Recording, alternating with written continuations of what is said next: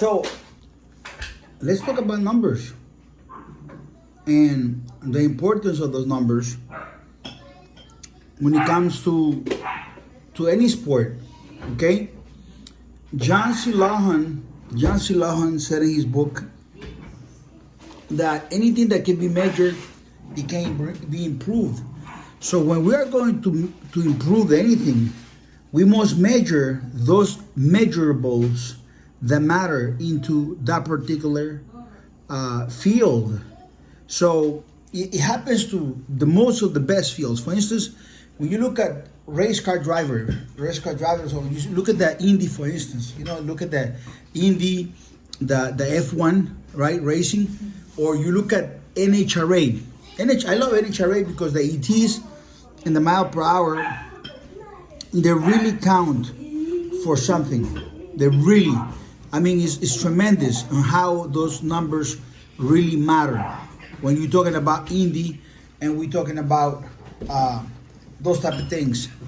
It does matter. Okay, it does matter when we are looking at the numbers. Okay, so let's say that we're talking about NHRA just to have an idea.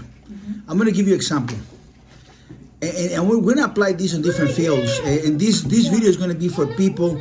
Excuse the children that are guests here in my house right now. They're family, and as children, they do whatever they want. Right now, we're making this video today for you guys, so please excuse the noise in the back. It's okay. So now let me speak a little louder so you can understand. When we look at these numbers, I'm a person that I get attracted. To me, these kind of conversations are addicting to me. These kind of conversations are conversations that make me happy. When I hear these things, that we're going to measure things, that we're going to calibrate things, that we're going to find out how about this and how about that, and can we jump into the black box, as Jim Collins calls it, and in that black box we're going to see how can we measure this, and we're going to measure things in consistency, we're going to measure things in the depth of field, and I would say let's unpack this box. Let's see what's inside from an angle of someone that's smart, not a casual conversation between two fools or some chat on the internet when anybody has an opinion. And now we're going to talk about his opinion for a little bit. We're going to talk about serious conversations here. And I have nothing against anybody else. I didn't say this to offend anybody.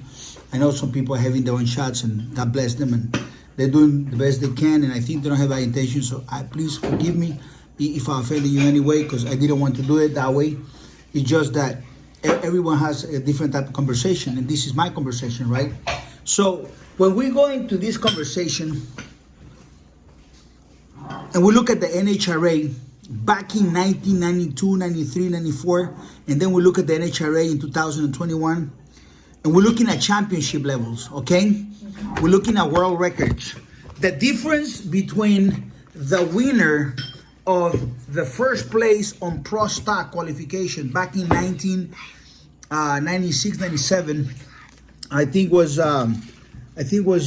Warren Johnson and his son, and some of the guys were running the class. That's one of the pro classes, pro stock, funny car, and then we have the kids here, and we have also the dragster, right? Pro stock has no nitro, and there are some regulations. Everything is equal. Pay attention to what I said. The size of the engine, things how the heads are, cut, and so on and so forth.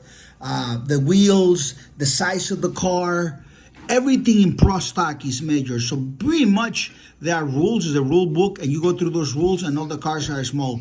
How does someone wins when everything is like that? And there's no limit on how much money you can spend. You got guys like Mopar. You know how big the budget of Mopar is? You got guys like Castrol, GT, oil is sponsoring you. You got Ford. You got all these different manufacturers and entrepreneur companies sponsoring you. So there are millions and millions of dollars involved into engineering the fastest mile per hour and ET car, which means elapsed time.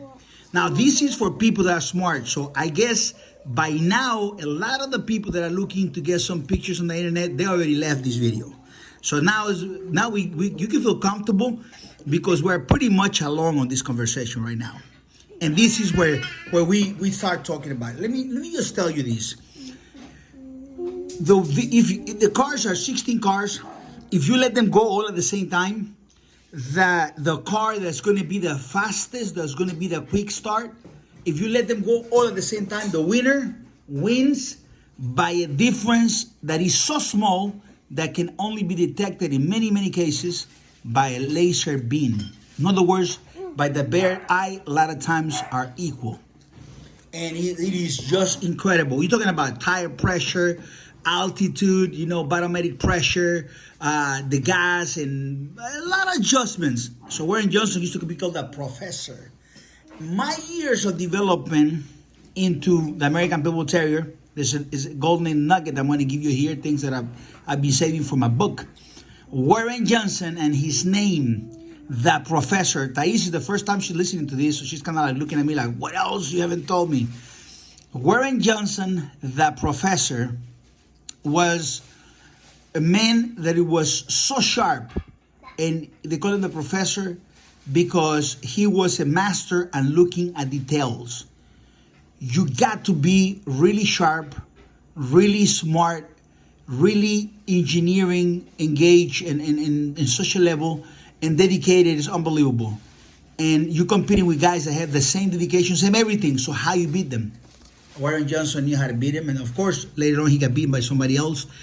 And when it comes to funny cars, there was one man that inspired me a lot. He was way ahead of everybody. Like it was like I saw his development and how he grew. So when it came to the American Pitbull Terrier, how do we measure American Pitbull Terriers? I talk about drivers when it came to cars. I'm going to talk about dogmen. And really, if these guys are dogmen. Now, let's take a look at a basketball player. You tell me I'm a basketball player. Until you don't tell me NBA, you still haven't caught my attention.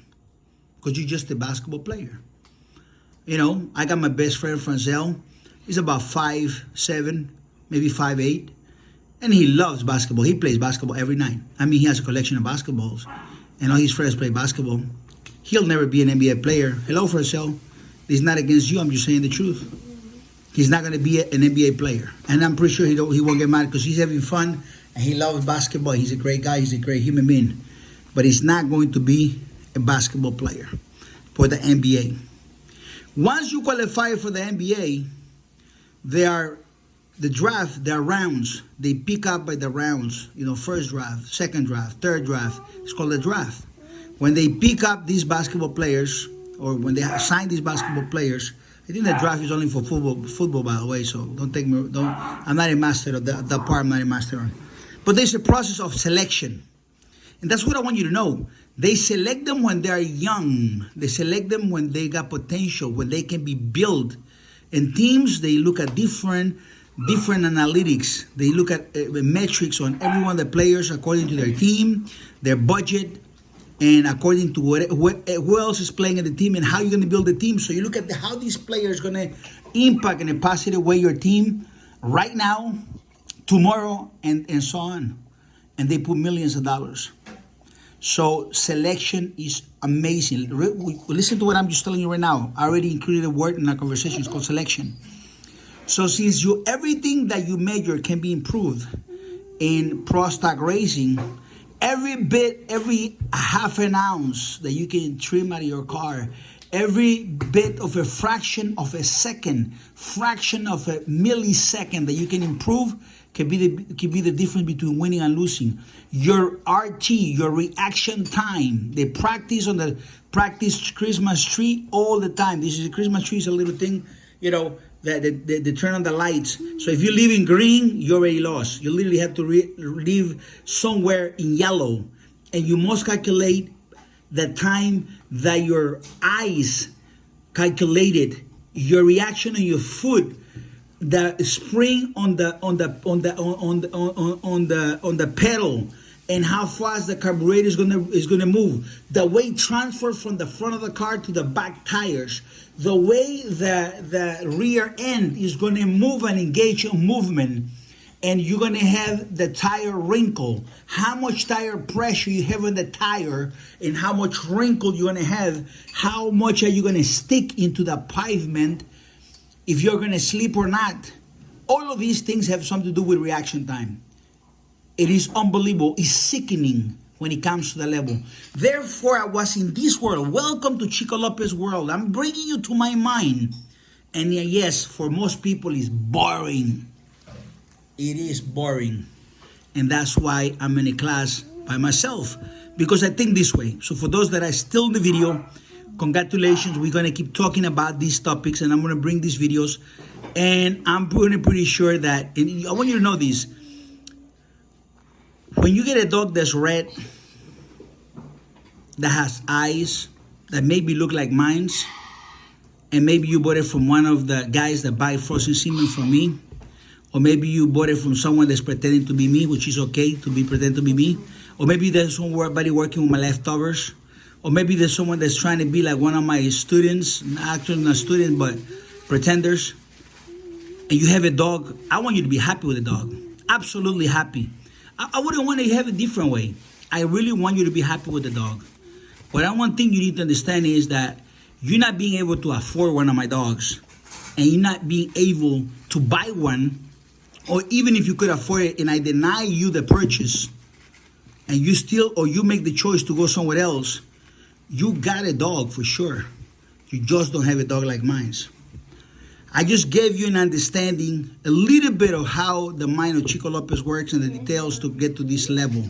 And then we go into creating winners and winners and winners. And those winners become champions and champions and champions, and they become grand champions. And then we talk about how difficult it is to become a best in show. Imagine that you're in the middle of somewhere and you got some 10, 15 top dogmen, and they show up. And everyone brings the best gun they have. And you fly from somewhere across the world and you pick up the best in show. You look at the pedigrees of Chico Lopez, and just about every other dog has a best in show, game is in show. That means I am better than everyone that show up. And some of those that didn't make it had dogs that were better than the one that you bought from somebody else. And if you think those are my competitors, let me explain something to you. I don't have competition. I am on a league by myself. So it's okay if you bought a dog from somebody else.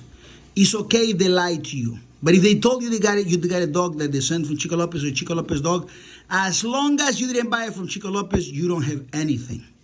Just so you know. And these kind of conversations that I'm having right now are important to me, because this is the level of depthness where I live.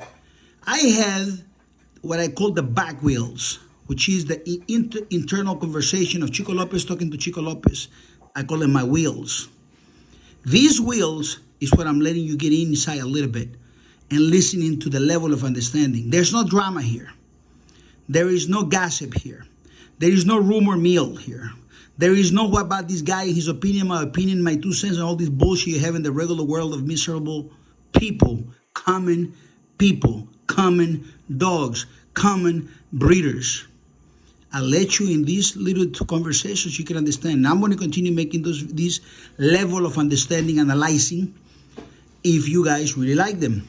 I will know if you like them by the type of comments that you put on this video. If you don't put any comments, if you don't put anything at all, which a lot of you are going to do, or you put a lot of thumbs down, it means you will never even start to comprehend or understand the levels of greatness in the American Pitbull Terrier.